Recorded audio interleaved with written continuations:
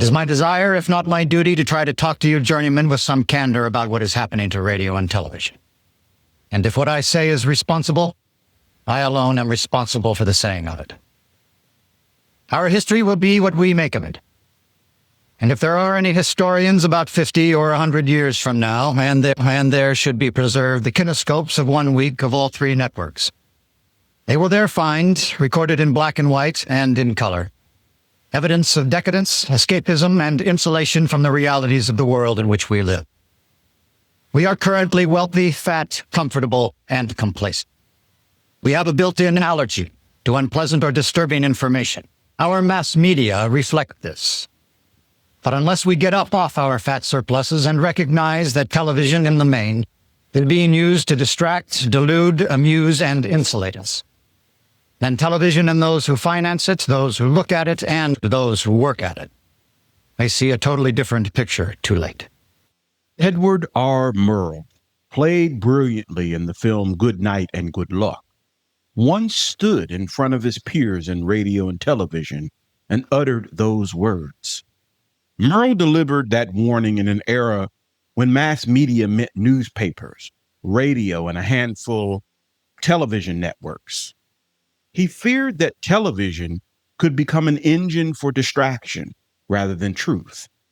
That was Murrow talking about television when there was just 3 networks and a morning paper on your doorstep. He couldn't have imagined where we are now. Entire media ecosystem running on social media and algorithms, shaping what we see, think, and talk about before we even know it's happening. But the warning still stands. Media has always had the power to tell the story of who we are as a country. Today, that power moves at the speed of a swipe or a click. What hasn't changed is the responsibility to the truth, to democracy, and to each other. That's what we're unpacking here.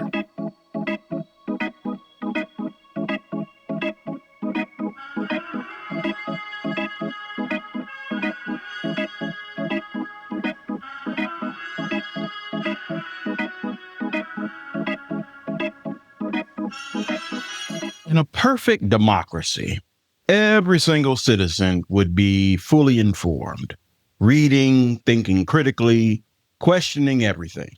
That's the ideal. But let's not kid ourselves. Most people don't have the time or interest to follow every bill, every hearing, every policy debate, everything that's going on in our government. That gap between the ideal and reality is where the media steps in. Sometimes it bridges that gap responsibly, giving people the information they need. Other times it widens it, distracting us with noise and leaving us no closer to the truth. Political scientists talk about 2 kinds of citizens in a democracy. The first is what we call the efficient citizen. This person doesn't know every detail about every issue, but they have a shortcut, a heuristic. Party identification is a classic one. If you trust your party to represent your values, you don't need to parse every 1,000-page bill yourself. Then there's the alert citizen. This person might not follow every policy debate, but they tune in when the media sounds an alarm, when something breaks through the noise as urgent or dangerous. Both types depend on the press to filter information, to say, pay attention to this. It's a lot of power in the hands of people deciding what gets covered and how. But whether you're efficient or alert, democracy only works if you're getting information that's trustworthy, accurate, and independent. That's the lifeblood of a functioning republic. And right now, that lifeblood is under threat all over the world. Authoritarians know if you control the story, you can control the people.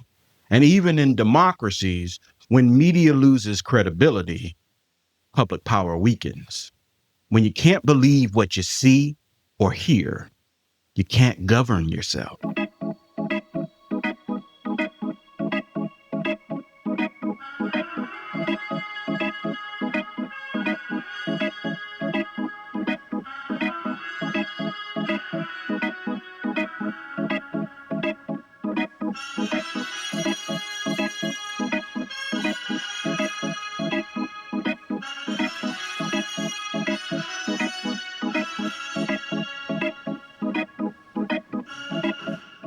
Tonight, more bloodshed in Mexico. Another journalist killed this week. As we see, that camera person just got shot.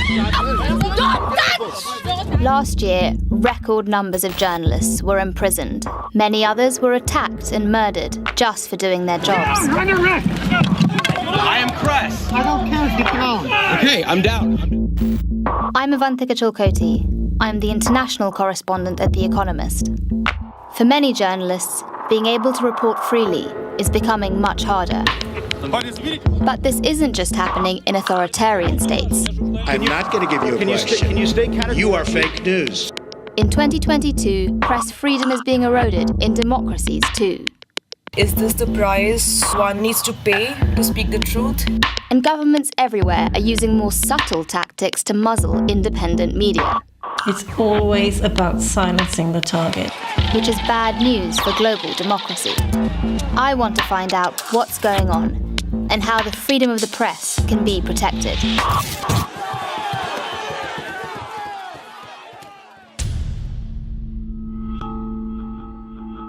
Just no word for it. And you just feel that I wish it could just stop. I felt like I have been slut-shamed and I have been made naked for the public. It was a virtual lynch mob that is out there to get me. Rana Ayub is an award-winning journalist based in India. Her work has appeared in publications around the world. She's reported on the rise of Hindu nationalism in India and on corruption in Prime Minister Narendra Modi's government. Her work has drawn the attention of the authorities, who are trying to shut her up. I think the authorities are trying to silence me because they find my truth unpalatable. It's not a popular truth. It's something that reveals them, exposes them. They believe that I am trying to discredit their image internationally. Rana, so nice to meet you. I really wanted to talk to Rana because for the past few years, she's faced unimaginable online abuse and harassment. Journalist who's been threatened. What I'm living right now is a nightmare that I had not anticipated. Death and rape threats. I get burnt copies of my book at my residence. But the other day I was in a news studio in Bombay and I got a message on my phone that we are standing downstairs. We know where you are. My image was morphed on a porn video and circulated all over the country. Slut-shamed into silence. Many of those threats appear to come from members of the public, online trolls who don't like what Rana stands for. But government harassment is also becoming increasingly explicit. There is the constant fear of being arrested. There is a constant fear of being surveilled upon. I have at least 4 cases which I'm facing right now. 2 from the Uttar Pradesh police, 1 from the Enforcement Directorate, 1 by the Income Tax Department. I'm 100% convinced it's all by the government. Rana is not alone. In the world's largest democracy, press freedom is enshrined in the Constitution. But harassment of journalists has increased under the Bharatiya Janata Party, who came to power in 2014. Prime Minister Modi, the leader of the party, has been described as a predator of press freedom. Pressure has increased on media organizations to toe the government line. There's a pattern of critical journalists being intimidated with online hate campaigns, police violence, and even criminal prosecution. It's a living, breathing, claustrophobic feeling. I've worked as a foreign correspondent in India, and to witness today's state silencing of its media is shocking. India is 150th out of 180 countries on the Global Press Freedom Index, having fallen 8 places in a single year. And it is by no means the only democracy languishing in the bottom half. The index is compiled by Reporters Without Borders, a charity that campaigns for independent journalism. Its director of international campaigns is Rebecca Vincent. Press freedom has steadily deteriorated around the world year by year. Even our democracies, when we look at the performance of, for example, Europe, which has long been the region that respects press freedom the most, even there.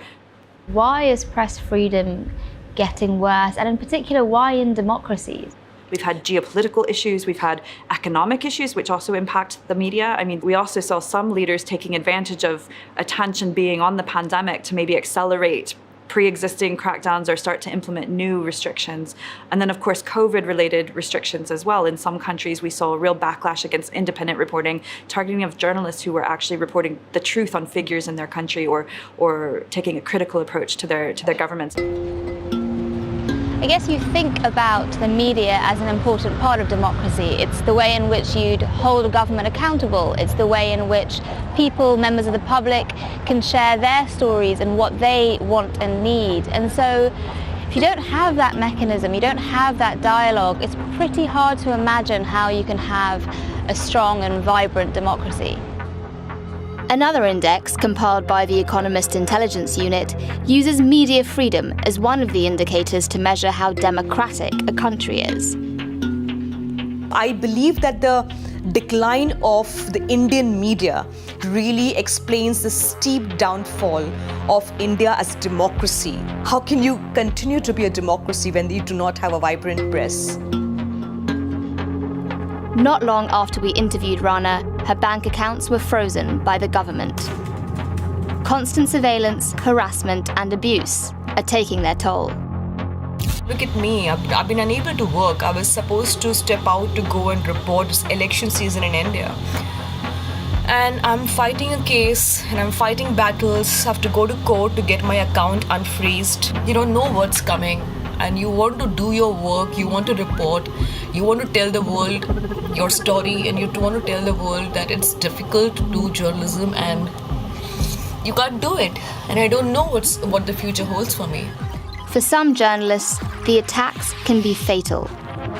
21 reporters were murdered in 2021, and nearly 40% of those murders took place in democracies. In 2022, Hungary's Prime Minister Viktor Orbán was elected for a 5th time.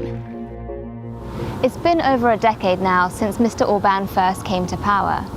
And in that time, here in Hungary, press freedom has gone into decline. The government's weapon of choice seems to be financial bullying. Much of the advertising revenue in Hungary comes from the government.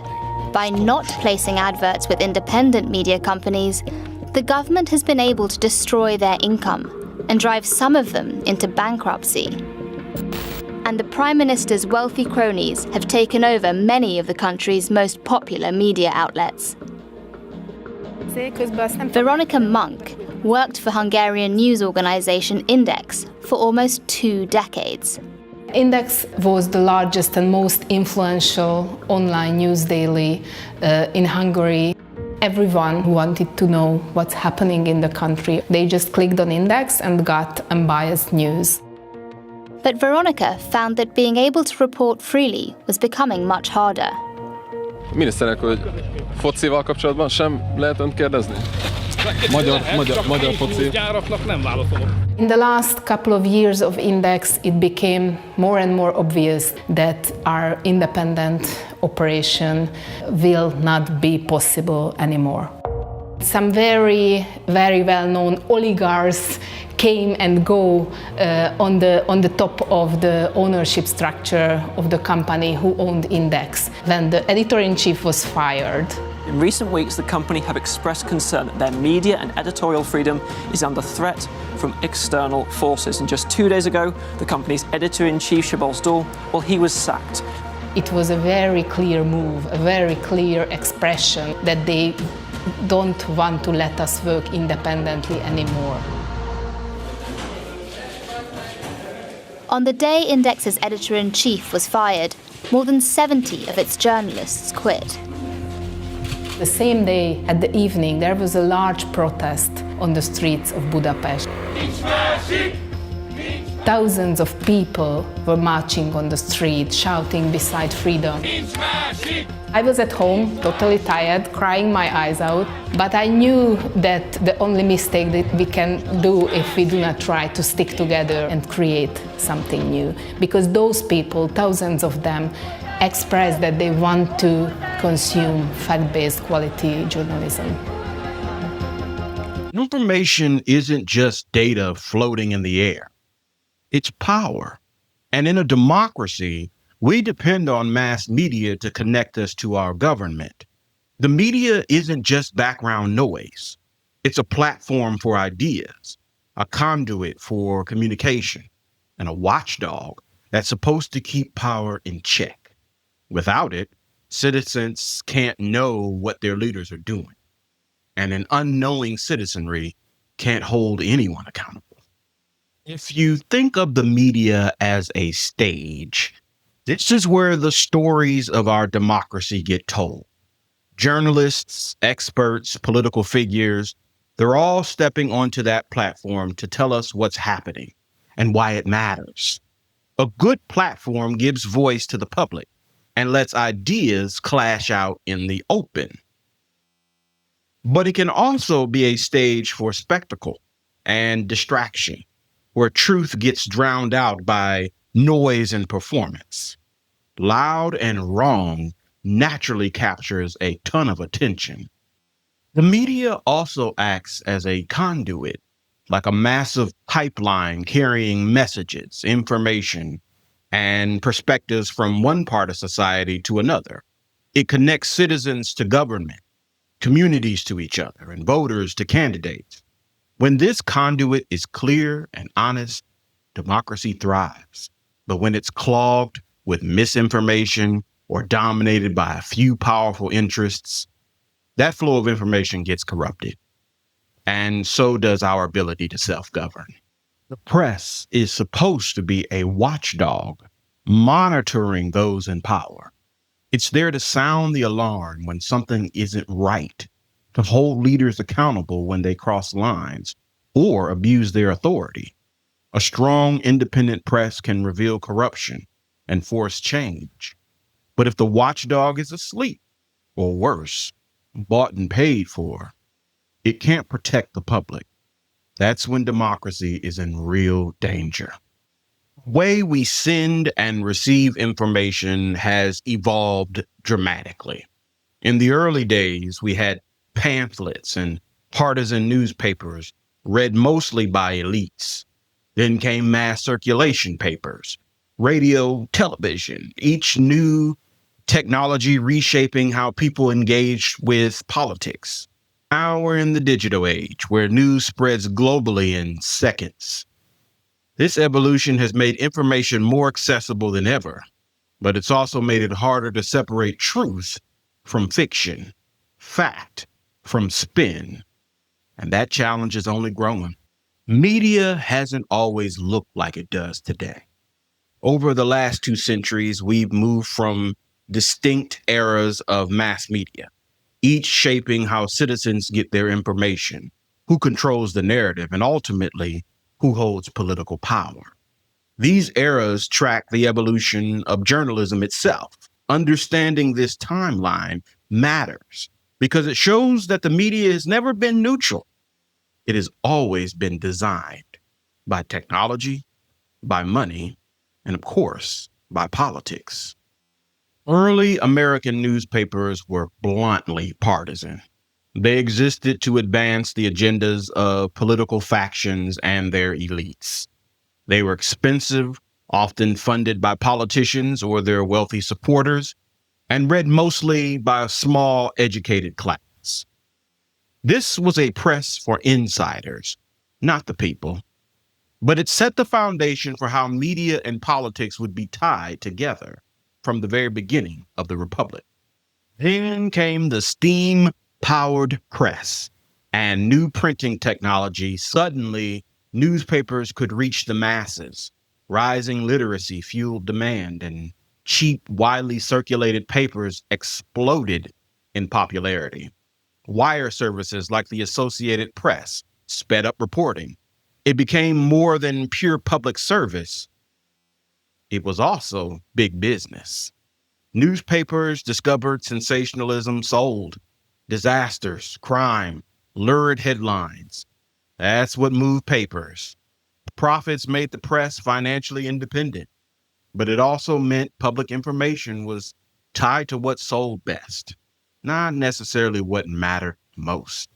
From that commercial boom came yellow journalism, loud, partisan, sensational reporting that cared more about eyeballs than truth. It was profitable, influential, and often reckless. people began to question whether the press could be trusted. That skepticism sparked calls for a new approach to journalism, one that wouldn't play fast and loose with facts, just to sell papers. On the evening of February 15, 1898, a massive explosion tore through the battleship USS Maine in Havana Harbor, Cuba.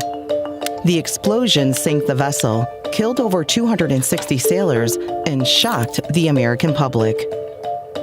Days later, William Randolph Hearst's newspaper, the New York Journal, ran a sensational headline. But how did Hearst know Spain was to blame? Well, he didn't. Unverified sensationalism was Hearst's stock in trade. This was yellow journalism, born out of the New York newspaper circulation wars of the 1890s.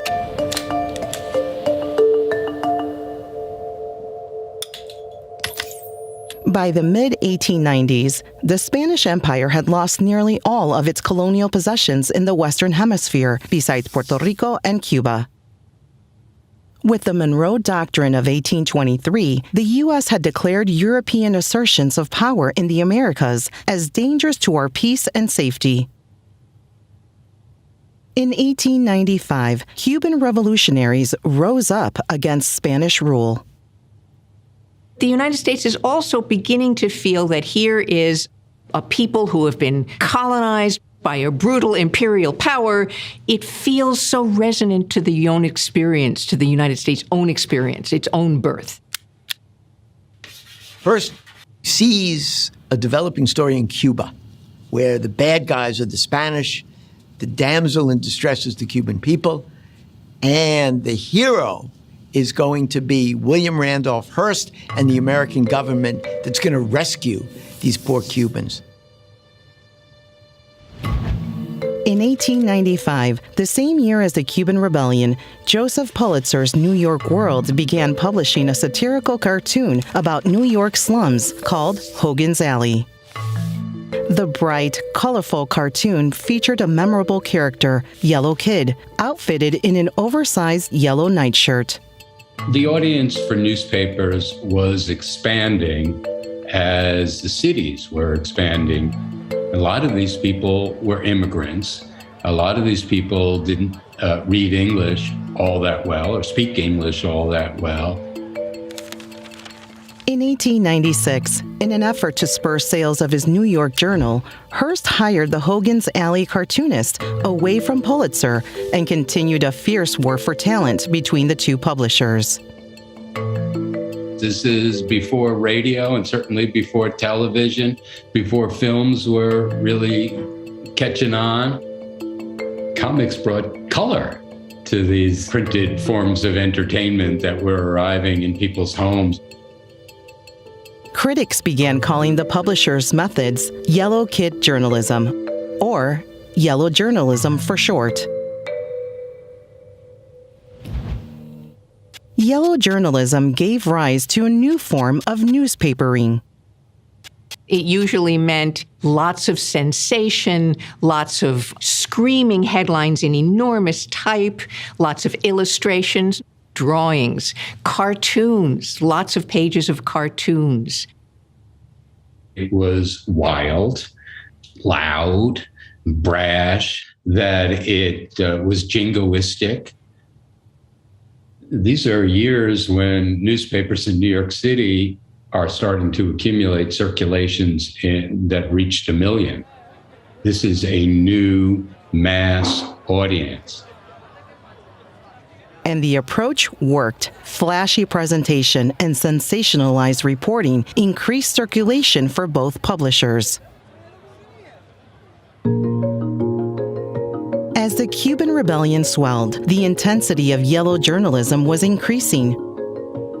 And with yellow journalism and competition between Pulitzer and Hearst came large headlines, big illustrations, more photographs in newspapers. Some Americans called for the Spanish to withdraw from the island and even sent material support to the Cuban revolutionaries. The Spanish have been ruling Cuba with enormous brutality for quite some time. Cuba is very close. Cuba is 90 miles off Florida. There are a lot of interests at stake here. There are economic interests. There's agricultural interests. Cuba provides crops that are important for the United States. With tensions between the U.S. and Spain mounting, the American Navy ordered the USS Maine to Havana Harbor in January 1898. By February, yellow journalism was peaking and tensions with Spain were at a boiling point. Then, the explosion.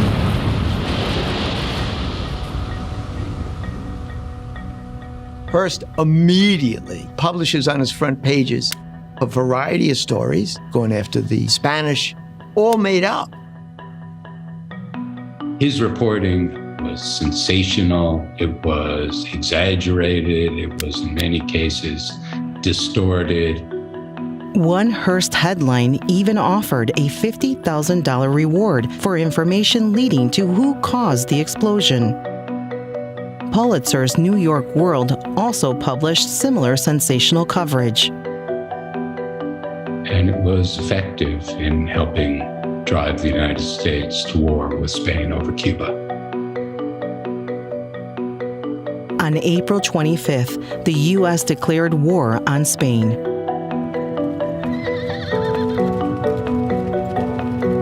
Yellow journalism helped foster a political climate that was conducive to war. Hearst's competition with Pulitzer became the defining moment of journalism in the late 19th century. It really just went beyond. Neither one could step back, neither one could control it. It came to its head with the Spanish-American War. The two countries fought the Spanish-American War for 8 months in Cuba, Puerto Rico, and the Philippines. By the time Spain and America signed the peace treaty on December 10, 1898, over 3,000 Americans and an estimated 55,000 Spaniards had died. In 1976, American naval investigators concluded that the main explosion was likely caused by a fire that ignited its ammunition stocks.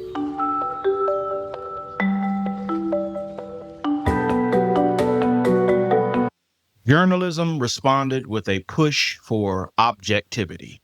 The idea was to report the news without partisan bias, present facts neutrally, and let citizens draw their own conclusions. This era trained generations of reporters and stabilized journalism with professional standards. Newspapers and broadcasters tried to act like referees instead of political players. But objectivity was never perfect.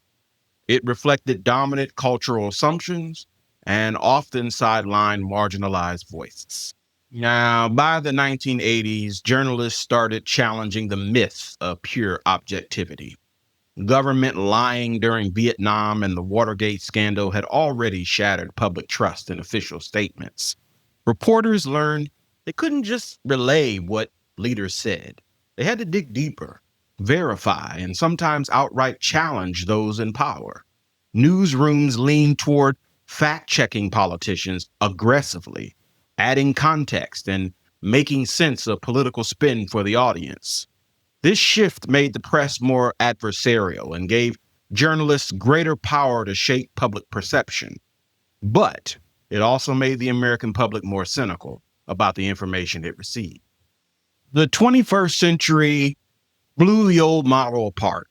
Americans now have endless options for news. With cable, the internet, and social media, we can choose outlets that already match our ideological beliefs. This selective exposure creates echo chambers where people rarely encounter opposing views. Fragmentation has democratized media. Anyone can publish, but it's also fractured our shared understanding of reality. Today, we don't just argue about solutions. We can't even agree on the same facts.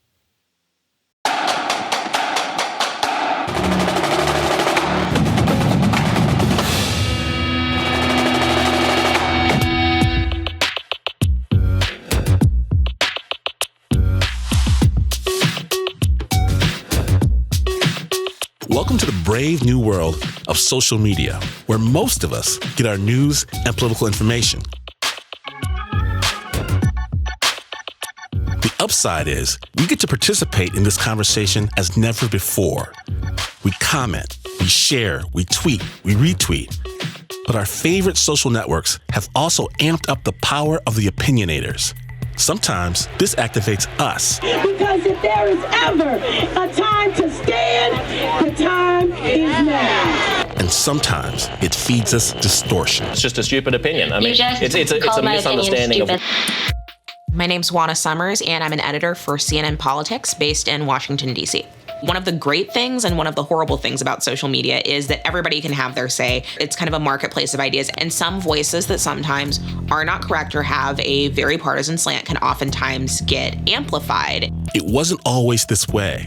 With Trayvon Martin's killing in 2012 by George Zimmerman, we saw a new pattern of coverage emerge.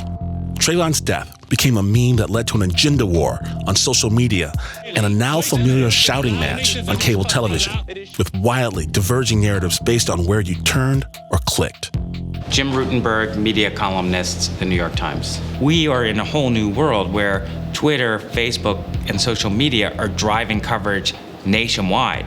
So CNN, Fox, MSNBC is going to pick one side, and if enough people like the way it sounds and want to believe it, it's off to the races. The wheels are in motion for a complete character assassination of Trayvon Martin behaving in a thuggish manner, assaulting George Zimmerman. If you want to look for a thug, how about the guy who chased down the 17-year-old and shot him in the chest? What we want when we're covering race is some kind of national conversation that leads us somewhere good. But if you're only going with the divided take, us against them, right against left, it's hard to see us coming to some place of reconciliation.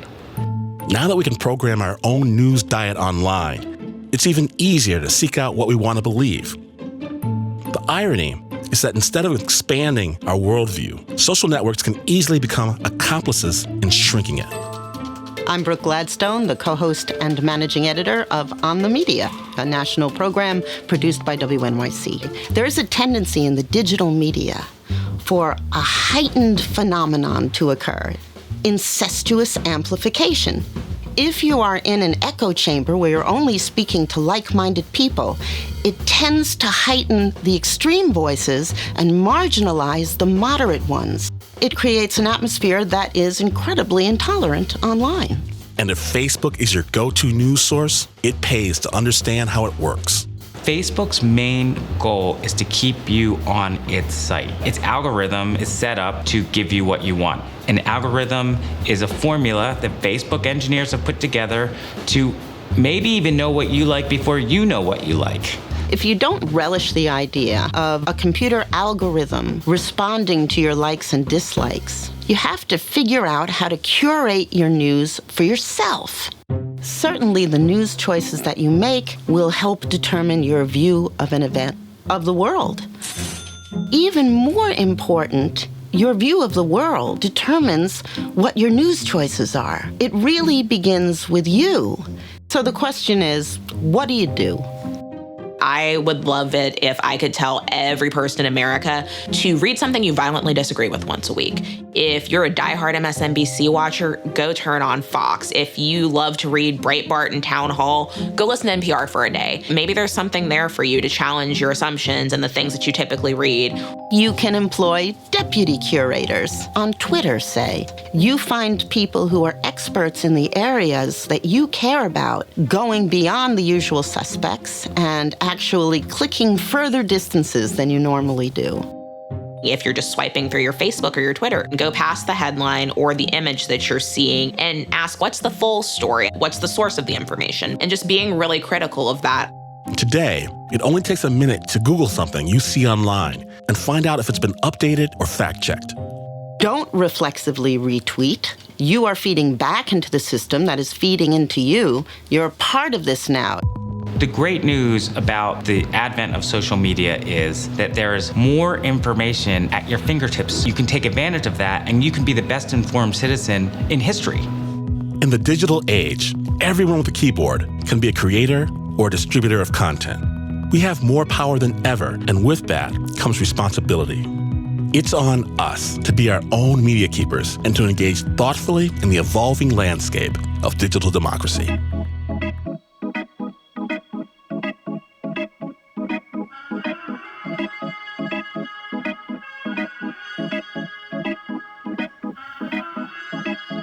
Over the past 40 years, the Federal Communications Commission has steadily loosened rules meant to keep media diverse and competitive.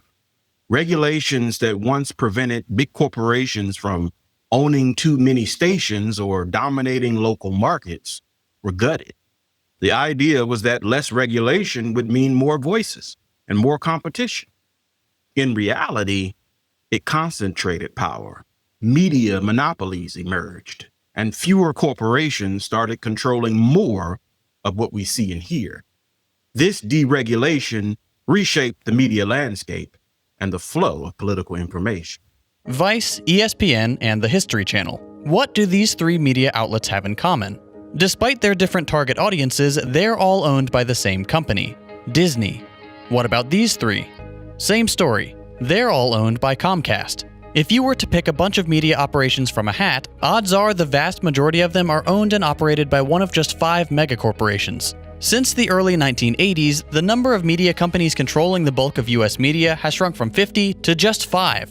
We've gone from a media landscape operated by a reasonable number of controlling interests to a reality dominated by near monopolies, just barely sneaking under the enforcement of antitrust laws. In this episode, we're going to talk about the consolidation of American media in the hands of a few ultra-powerful companies, and what that means in a time when the very wealthy have outsized influence over public policy. Before we begin, it's worth noting that corporate deals, acquisitions, and mergers happen all the time, often with little to no coverage. It's quite possible that by the time you watch this video, some of these data points will have changed. But unless something truly cataclysmic happens, the vast majority of US media will still be under the thumb of one or more of the 5 supercorporations we're about to discuss. So, without further ado, let's meet the Big 5. Comcast, Disney, National Amusements, News Corp, and AT&T, taking the spot from Time Warner, which it acquired in 2018 for $109 billion. You probably guessed that Disney was on the list, since they've had some seriously high-profile acquisitions in recent years, most notably Marvel and Lucasfilm. But I'd be surprised if you've ever heard of National Amusements or News Corp.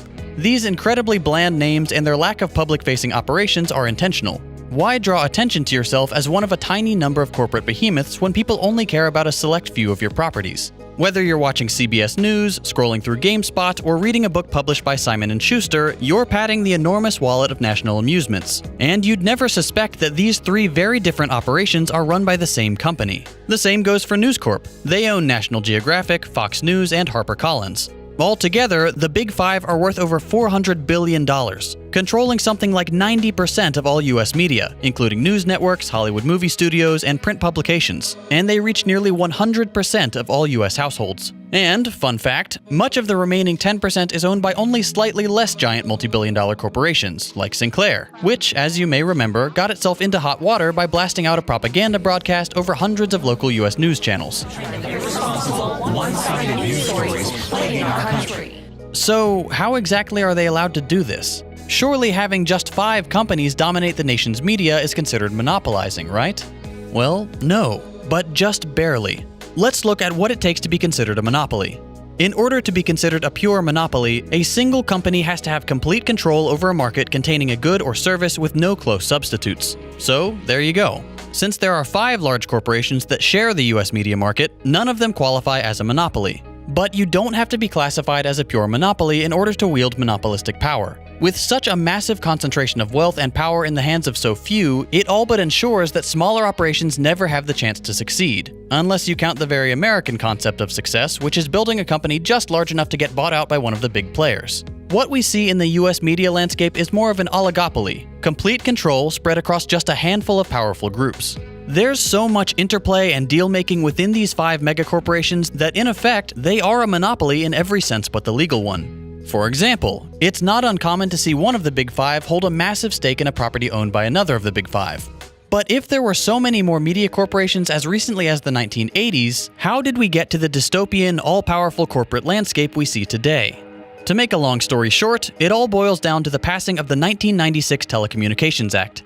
This piece of legislation was supposedly intended to deregulate the increasingly tangled broadcast and telecommunications markets, allowing anyone to enter and compete in the industry. Whatever the intended result was, the actual outcome was simply the rapid consolidation of power in the hands of fewer and fewer massive corporations. In the 2003 edition of Howard Zinn's A People's History of the United States, he notes, "The Telecommunications Act of 1996 enabled the handful of corporations dominating the airwaves to expand their power further. Mergers enabled tighter control of information."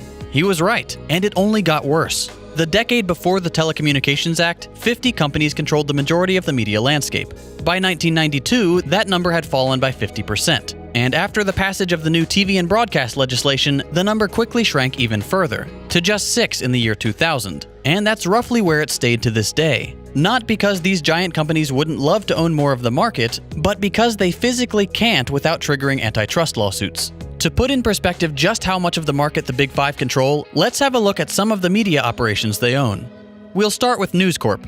Rupert Murdoch's empire owns Fox, including all of its branches like Fox Sports and 20th Century Fox. It owns FX, GQ, The Wall Street Journal, Sky News, HarperCollins Publishing, The New York Post, National Geographic, Zondervan, MarketWatch, and countless others. National Amusements owns CBS and its branches. It owns Paramount, Nickelodeon, MTV, BET, GameSpot, VH1, Comedy Central, The Smithsonian Channel, Spike, Showtime, Simon & Schuster, Game FAQs, CNET, and Viacom, once a major player in the media world itself before being consumed. AT&T, the newest member of the Big Five after acquiring the massive Time Warner, controls CNN, HBO, Cartoon Network, Warner Brothers, DC, TBS, truTV, Cinemax, TNT, Adult Swim, part of Hulu, Turner Classic Movies, Time Magazine, Rocksteady Games, and Time Warner Cable, to name just a few. Comcast, which has a well-deserved reputation as a thoroughly evil corporation, owns NBC, MSNBC, USA Network, Sci-Fi, Fandango, Universal Pictures, Focus Features, Working Title Films, Rotten Tomatoes, Bravo, Oxygen, Big Idea, part of Hulu, MLB Network, NHL Network, and dozens of internet ventures. And finally, everyone's favorite family-friendly corporate overlord, Disney. Disney owns ABC, Pixar, DreamWorks, ESPN, Lifetime, The History Channel, Marvel, Lucasfilm, Hollywood Records, Touchstone Pictures, Vice, plus a giant swath of the comic book industry thanks to their acquisition of Marvel. And of course, these are only a small sample of the media operations owned by the Big Five. Odds are, if you can think of a network you watch, you'll find it's owned by one of them. The one main exception you may have noticed is Netflix. Netflix, while not outright owned by any of the Big Five, is owned in part by a number of large interests, some of them very shady, like the well-known BlackRock, the world's largest shadow bank. So really, no matter what your network preferences, you're only being offered the illusion of choice. In reality, almost everything we watch or read, whether on TV, online, in theaters, or on the pages of a book, newspaper, or magazine, is just a tentacle of the enormous kraken that is the corporate media landscape. No matter what perspectives these outlets offer, remember that they're all owned by the same ultra-wealthy business interests, and they have their own agenda. The Big Five own all the major news networks, and the messages they put out are designed to reinforce the status quo, peddling minor aesthetic disagreements and diverting attention away from serious societal problems. This is simply the natural conclusion of the hyper-capitalist system we have in the United States. Powerful companies will grow larger and larger, consuming smaller companies that can't compete, acquiring more and more properties until they've reached the very limit of what could be considered legal, thereby dodging antitrust laws and maintaining the maximum amount of power, profit, and cultural significance. And this is only one area of the American market. Every other aspect of American life is becoming similarly consolidated, from pharmaceuticals to energy to manufacturing. The threat of the monopolization of every area of modern life is real, and its consequences could be disastrous and far-reaching, except for those pulling the strings at the very top. Thanks for watching. We live in a world of convergence, traditional and new media colliding.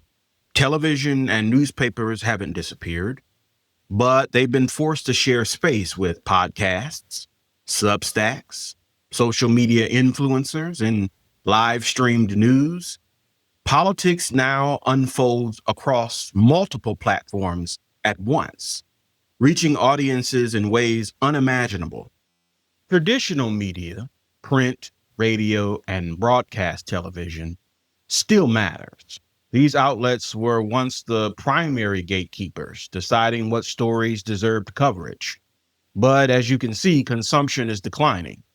Younger audiences don't wait for the evening news or read the Sunday paper. As their influence wanes, the ability of these outlets to set a shared national agenda weakens. New media, or the internet and social media, is decentralized, fast, and appeals to younger, more tech-savvy consumers. Anyone with a phone can create and distribute content globally. Gatekeeping has all but vanished. This has democratized information, but it's also created a chaotic environment where misinformation spreads just as easily as truth. Algorithms decide what trends, often prioritizing outrage over nuance.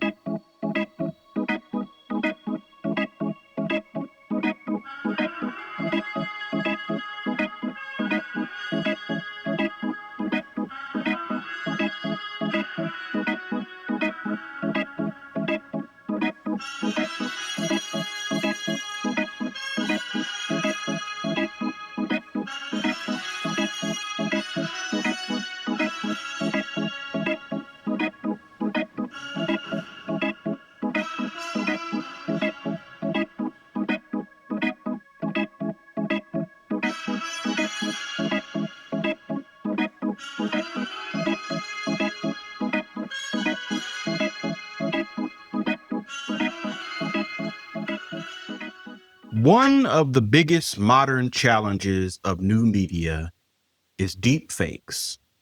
AI-generated videos and images so realistic that they can trick even seasoned journalists. These digital forgeries have the power to warp political discourse, destroy reputations, and manipulate elections. As deepfakes grow more sophisticated, the line between reality and fiction in our political conversations gets harder to see. Recent examples show just how convincing deepfakes have become. Pre-2020 attempts were crude, often easy to spot.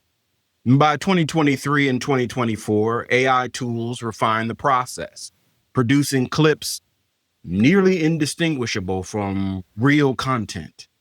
By 2025, these fabrications have the potential to sway public opinion.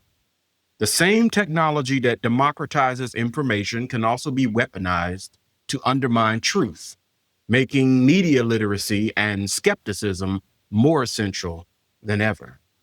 We're entering an era in which our enemies can make it look like anyone is saying anything at any point in time, even if they would never say those things. So, for instance, they could have me say things like, I don't know, Killmonger was right. Or Ben Carson is in the sunken place. Or, how about this? Simply, President Trump is a total and complete dipshit.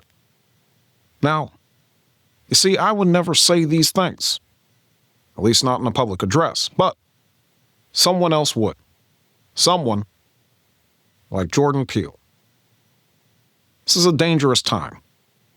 Moving forward, we need to be more vigilant with what we trust from the internet. It's a time when we need to rely on trusted news sources. It may sound basic, but how we move forward in the age of information is going to be the difference between whether we survive or whether we become some kind of fucked up dystopia. Thank you, and stay woke, bitches.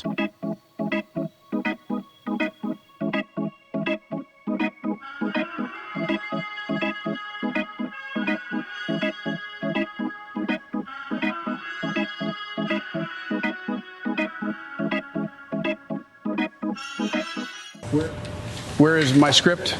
Did I take my pills? Honey, do you have my pills up there? Yep. Don't give me lip, girl. Papa's not happy. Hey, don't make me angry. You wouldn't like to see me when I'm angry. That is a quote from the Mighty Ducks. I'm hungry. Hey, boy, give me some chicken nuggets. Thank you, sir. No need for thanks. Get me some fries, too. I wish I married that fine person, Nancy Pelosi.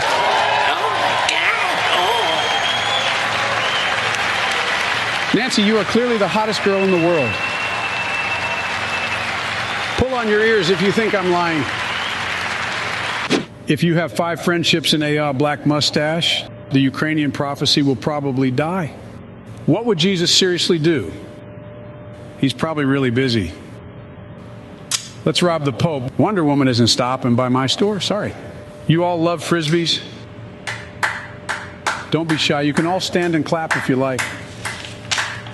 Well, I do like Frisbees.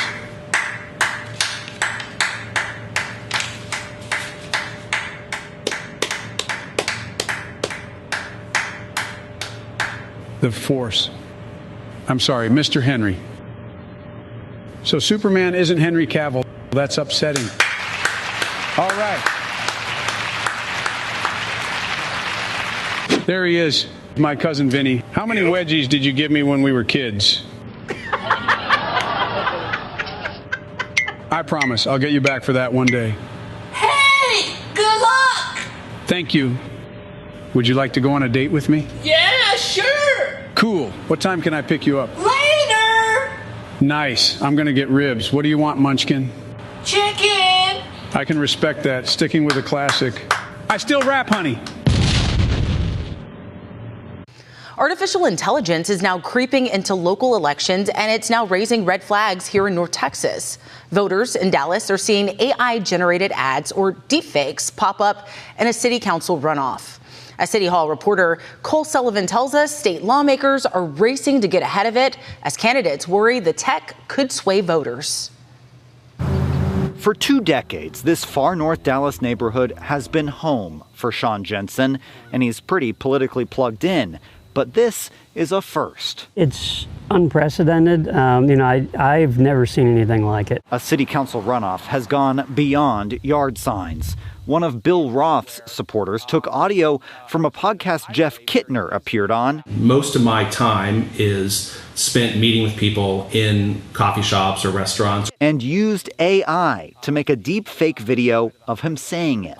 Most of my time is spent meeting with people in coffee shops or restaurants or other places. The video depicts Kittner like this, images that are digitally fabricated. I was pretty horrified. But deep fakes like this, which we put the red label on, are likely just the beginning. This is really the first wave in what's going to be an increasing issue in American political campaigns. Matthew Wilson teaches political science at SMU and says AI in campaigns scares politicians of all stripes, especially as the technology becomes more realistic. Discerning what is obviously a parody and quote unquote obviously a fake is going to be harder and harder. And I think that's the danger here. Lawmakers in Austin have advanced a bill to require labels on AI ads, but it likely wouldn't apply here because the guy who created it says he's not getting paid by any campaign. Roth says he strongly opposes candidates and their supporters resorting to personal attacks.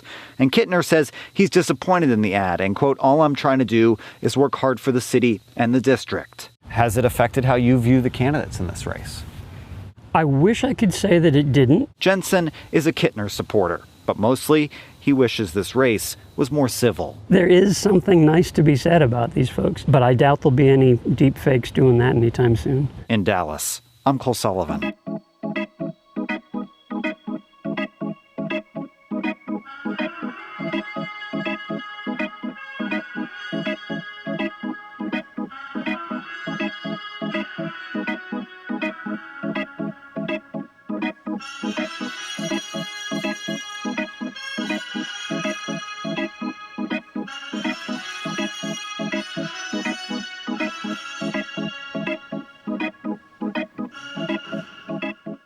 Trust in the media is complicated. It's about more than whether people think reporters tell the truth. It's wrapped up in partisan identity and personal experience and deep skepticism towards institutions. Conservatives rail against the so-called liberal media, while progressives complain about corporate influence and sensationalism. This mistrust cuts across the political spectrum and makes it harder for the press to serve its role in democracy.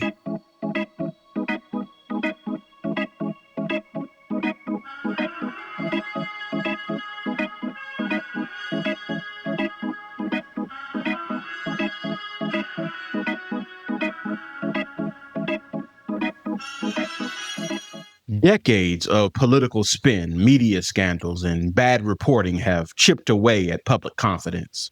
When media outlets appear biased or get stories wrong, it fuels a cycle of cynicism. And when citizens are cynical, they're more likely to retreat into echo chambers, which only confirm their pre-existing beliefs. This creates a feedback loop where the press struggles to be believed, even when it's telling the truth. Public confidence in the press often tracks partisan lines. Republicans and conservatives generally trust mainstream media far less than Democrats and progressives. These attitudes are driven by perceived bias in coverage, selective reporting, and the belief that news organizations are pushing agendas rather than presenting facts. This distrust undermines the very possibility of shared truth in a democracy.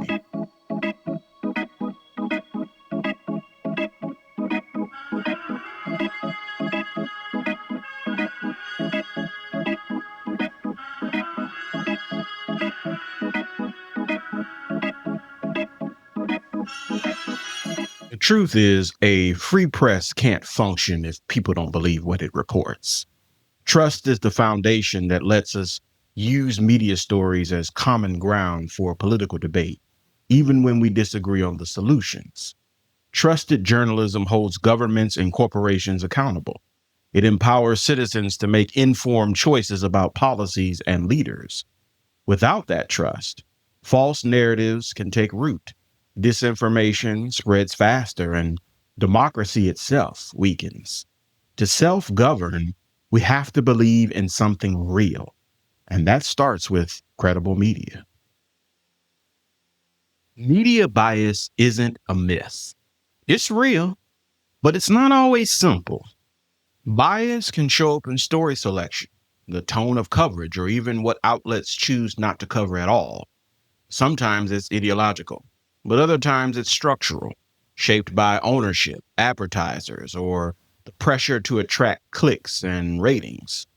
Bias can distort public understanding of issues, feeding mistrust and political polarization. The first step in dealing with bias is recognizing it. Understand that every outlet has a perspective. Some lean left, some right, some try to stay center. But neutrality doesn't always mean accuracy. Knowing an outlet's leanings helps you evaluate the framing of its reporting and understand what might be missing or overemphasized.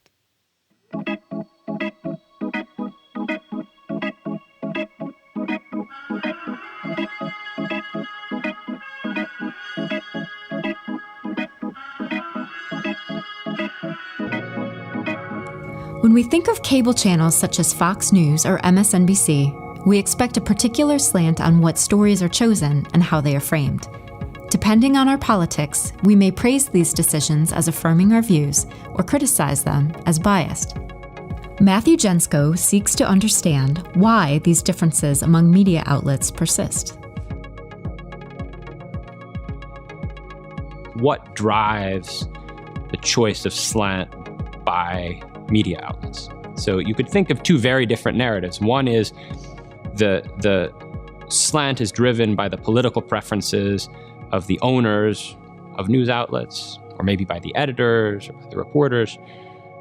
The other is slant is chosen just to maximize profits and ultimately therefore is driven by whatever the readers of the newspaper want to hear. The researchers examined the congressional record to determine which phrases Democratic and Republican speakers tend to use. Then they used these standards to create a measure of political slant for each newspaper. Once we had these measures for each newspaper of their political positions, we could then apply standard tools from economics that we use in other domains to ask, what does the demand for this product look like? How strong is the preference of conservative readers to read conservatively slanted news, or for liberal readers to read liberally slanted news? And then to what extent are the newspapers responding to that in their choices? So ultimately what we tried to do in that paper was kind of pull apart those things and say, of the differences we see out there in the world, what share of that variation is coming from catering to consumer tastes? What share of it is coming from something to do with the owners? And the punchline was sort of, it doesn't seem to have anything to do with the owners at all.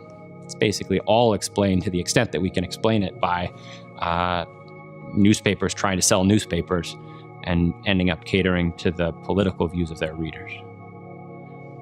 That doesn't preclude a situation where the conservative newspapers are in fact run by conservative people, and the liberal newspapers are in fact run by liberal people. So it's like, the newspaper down in Texas is going to be conservative because that's what's going to maximize profit. Now, who is going to choose to buy and run such a newspaper and live in Houston and be there? Chances are it might be somebody really conservative. So there's a correlation out there that everybody can see. And I think it's one of these cases of people get a little mixed up between correlation and causation. I think we sort of show that the causation is ultimately coming from the economic side, but in fact, you still see the conservative things run by mostly conservatives and the liberal things run by mostly liberals. People may worry that the more news is published online, the more we will segregate ourselves by what sources we read. It's possible that we're becoming more polarized in our choices, with conservatives reading only conservative sources and liberals turning to liberal outlets. If you look at really conservative sites like rushlimbaugh.com, its viewership is almost all conservatives. If you look at really liberal sites, their viewership is almost all liberals. If you look at where most news consumption happens, it's not on those extreme sites. It's on a bunch of big sites in the middle. So people go to CNN.com, or they go to ABC.com, or they go to Yahoo News. And those are big sites that account for a lot of consumption that have pretty representative audiences. So a lot of conservatives and liberals are seeing the same thing. You don't need to think about it for that long to realize we should probably expect that the profit incentives of newspapers is going to be at least one important driver of their content. And you also don't need to think about it for very long to guess that the internet, like many other media that have come before it, is probably going to be dominated by a small number of big, high-quality sites that people kind of converge on. And if that's going to be true, that those are going to tend to cluster toward the middle and appeal to a wide audience. So we have to remember there's always a tug of war between two forces in media markets. One is there are big incentives for politicians and political parties and other actors with political interests to try to shift and influence the content of the news. On the other hand, there are always market incentives in play to varying degrees that mean the more you do that, the more money the newspapers are going to lose.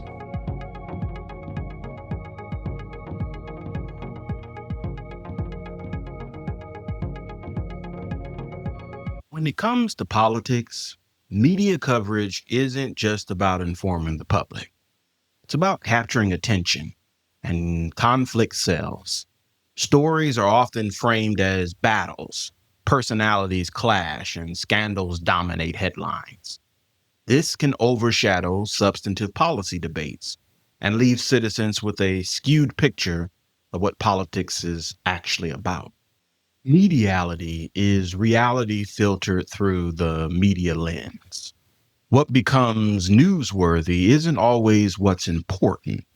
It's what will draw the biggest audience. Journalists face constant pressure to cater to the taste of the median consumer. That's why violent crime and political drama and sensational stories get amplified, while quieter but consequential issues are buried. There's a saying, if it bleeds, it leads. That's mediality in action.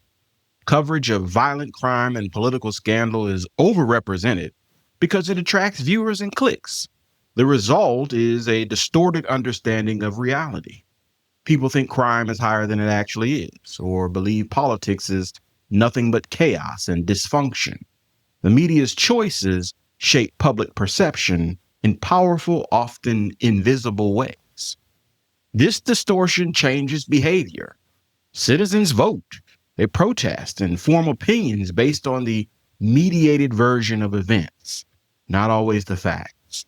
Politicians, in turn, learn to play to the cameras, staging events and sound bites designed to dominate coverage. The media isn't just reporting politics, it's actually shaping it, creating a feedback loop where spectacle often trumps substance.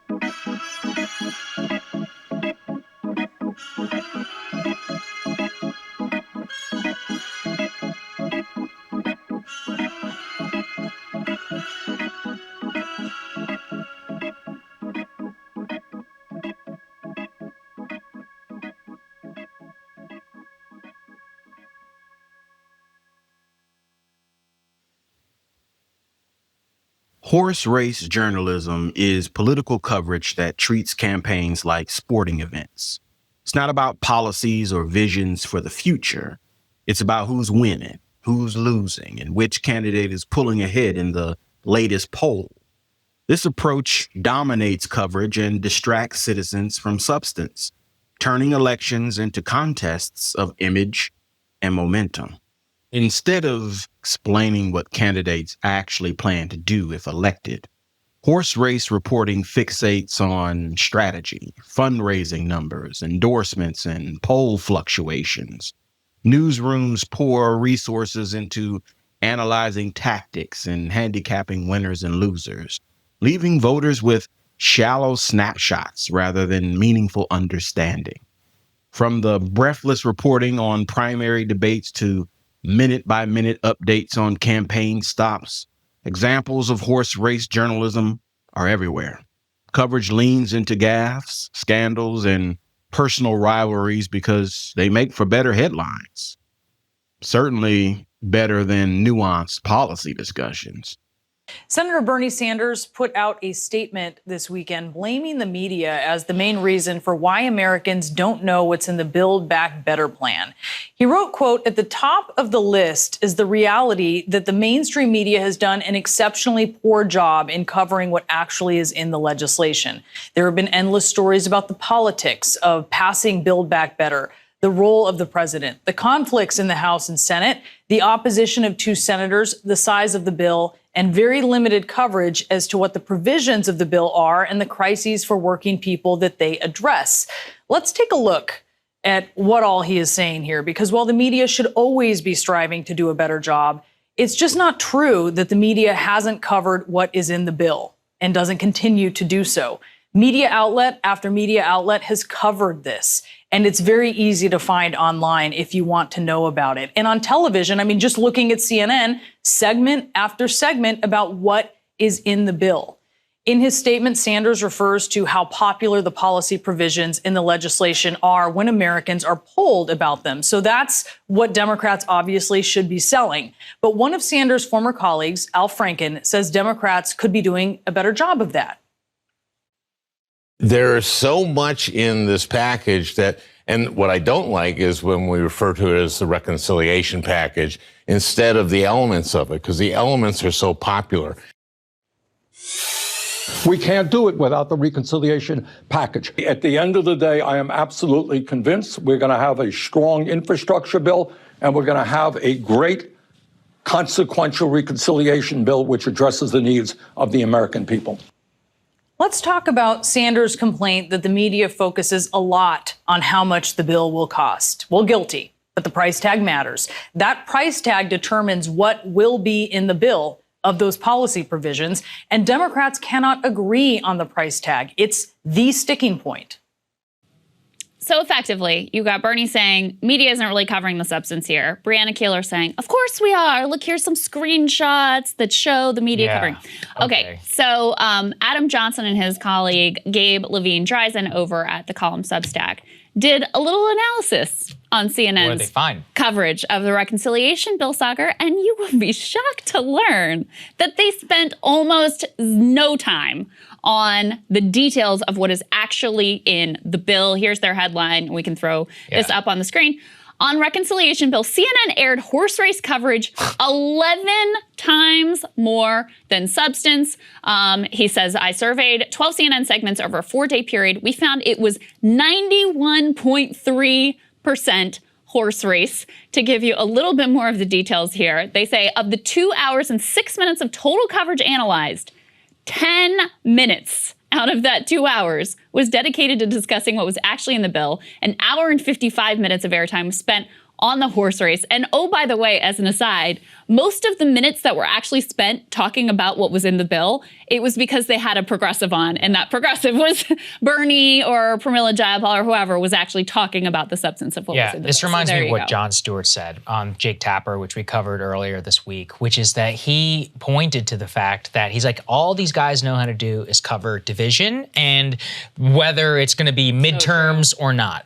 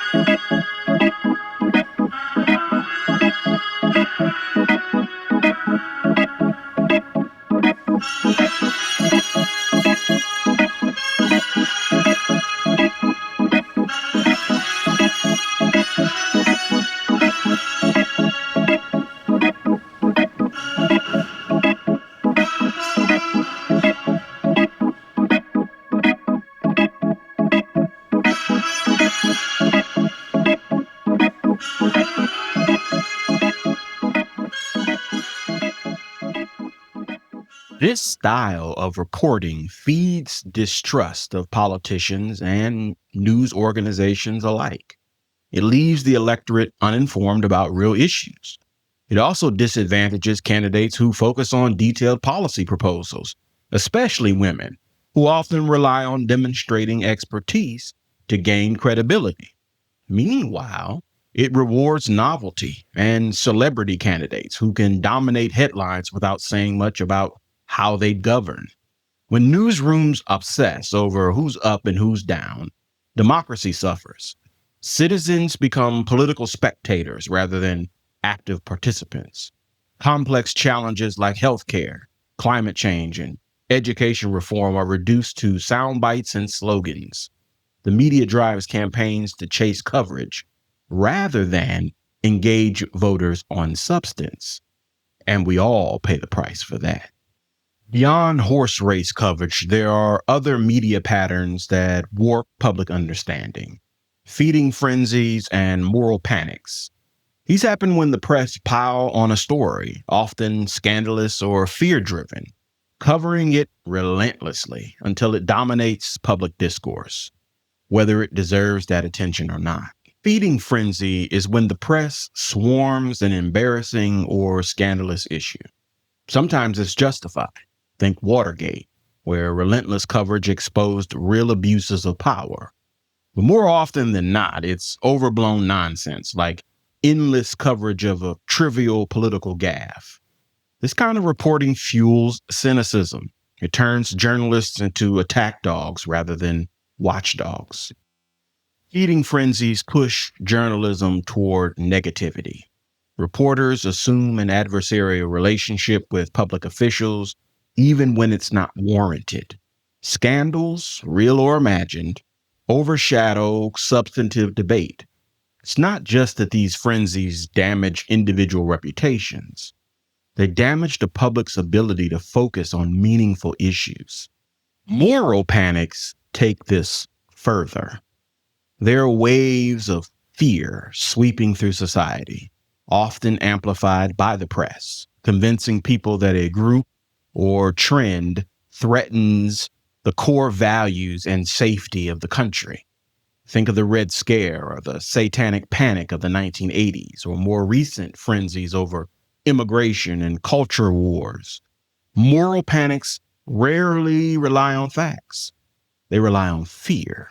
And when fear drives headlines, rational policymaking is the first casualty.